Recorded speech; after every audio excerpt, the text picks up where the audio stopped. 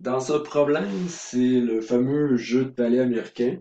Donc, on veut savoir à quelle vitesse le joueur doit lancer le palais pour qu'il puisse atteindre ici la cible qui est à 12 mètres. Donc, on veut qu'il y ait un déplacement de 12 mètres. Ça veut dire qu'on veut envoyer une vitesse qui arrête, donc une vitesse finale de 0, parce que là, c'est le moment qu'il va arrêter. On veut qu'il ait fait au moins 12 mètres. Une fois qu'il a été lancé, qu'est-ce qui fait que le palais va s'arrêter? C'est parce qu'il y a une force de frottement cinétique qui va ralentir le palais jusqu'à temps qu'il va s'arrêter. Donc, le travail est effectué par ça ici.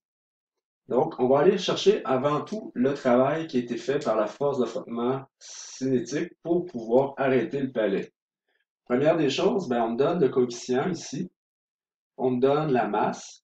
On sait que la force de frottement cinétique, c'est mu Fn. Ici, bon, c'est assez simple. Le Fn est équivalent au Fg, donc à la masse fois la gravité.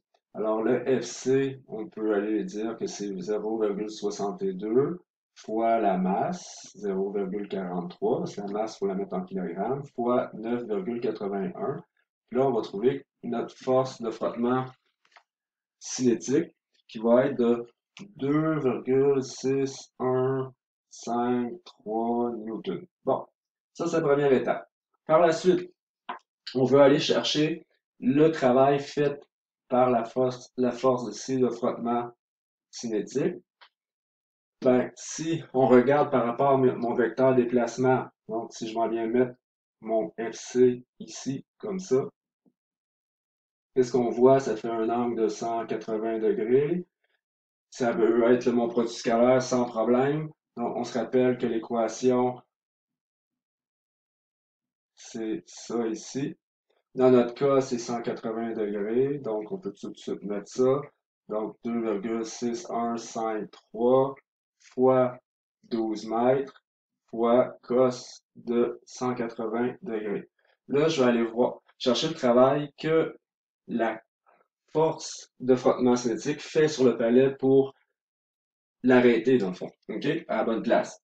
Alors, si on calcule tout ça, on arrive à négatif 31,38 joules. Donc, le négatif, ben, ça fait du sens parce que la force est à l'inverse du déplacement. OK? Donc, ça ralentit, effectivement. Ce travail-là sert à diminuer l'énergie cinétique. C'est parce que là, le joueur envoie à une certaine vitesse initiale, donc elle a une énergie cinétique au début, puis à la fin, ben, l'énergie cinétique, elle a baissé, même, elle va être zéro. Mais on va quand même mettre toute la formule, parce qu'on se rappelle que la formule, dans le fond, le travail, c'est la différence d'énergie cinétique dans ce cas-ci. Donc, c'est une demi mvf au carré moins une demi mvi au carré comme ça. Le travail, on sait que c'est ça. Donc, on sait que c'est moins 31,38 joules. Ça ici, si on regarde, la vitesse finale est 0. Donc, 0 au carré fois la masse fois ça. Donc, ce terme-là va disparaître. Il me reste quoi? Il me reste négatif une demi. Là, la masse ici, on peut tout de suite aller la remplacer comme ça.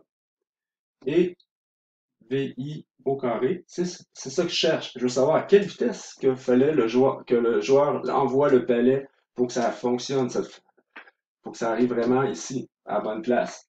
Donc, le moins fois ici, ben, dans le fond, le moins, ici, on va envoyer moins 2 qui va venir multiplier ici. Donc, ça va devenir positif de ce côté-là. Par la suite, on va diviser par 0,43.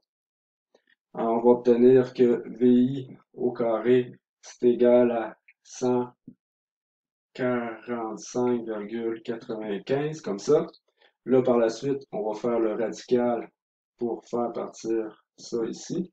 Donc, on va obtenir 12,08 mètres secondes.